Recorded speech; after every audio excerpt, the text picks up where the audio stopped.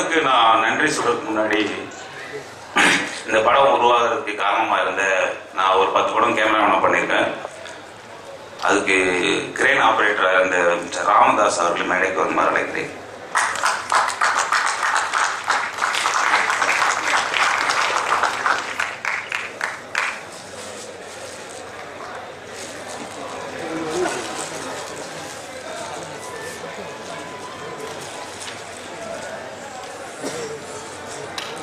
அப்படியே சீக்கிரம்.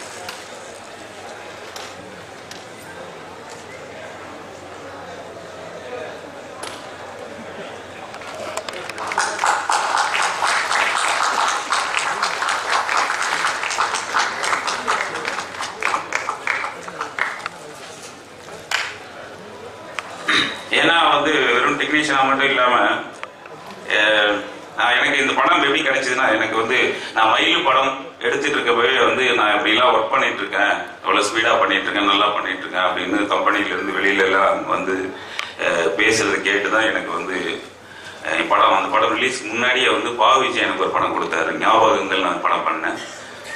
அந்த மாதிரி ஞாபகங்கள் ஒரு படம் இந்த மாதிரி எடுத்துட்டு இருக்காரு பண்ணிட்டு இருக்காரு அப்படின்னு அந்த பாடல் வெளியீட்டு விழாலேயே ப்ரொடியூசர் எனக்கு ஒரு படம் பண்ணி கொடுக்கணும் அப்படின்னு எனக்கு அட்வான்ஸ் கொடுத்தாரு. ஸோ அந்த மாதிரி தான் வந்தது இது.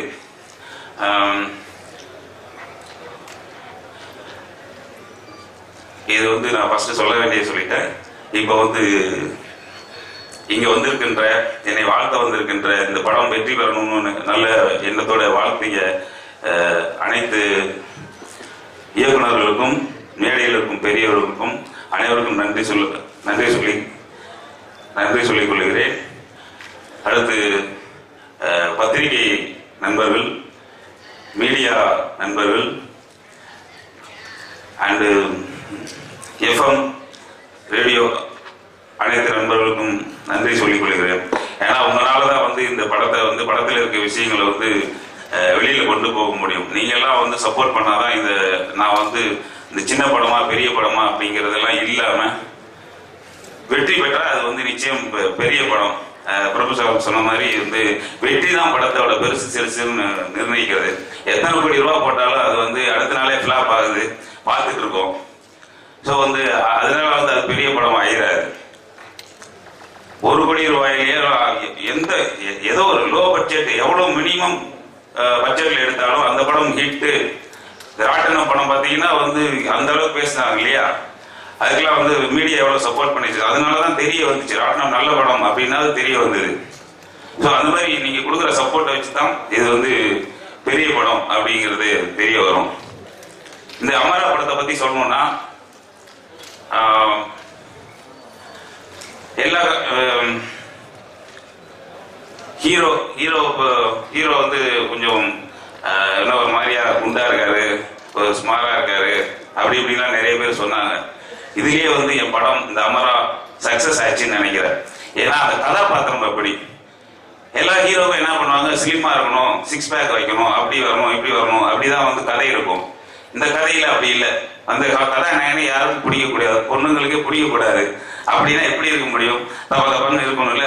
எல்லா ஹீரோவும் உடம்பு குறைக்க சொல்லுவாங்க. நான் ஒரு 10 கிலோ ஏத்துங்கன்னு சொன்னேன்.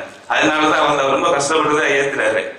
நான் ஜிம்முக்குலாம் போய் ரொம்ப ஸ்லிமா வச்சிருக்கேன் சார், என்ன சார் பண்றது, அதெல்லாம் மறந்துருங்க, இந்த கதாபாத்திரத்துக்காக நீங்க இப்படி வந்திருக்க அப்படின்னு சொன்னேன்.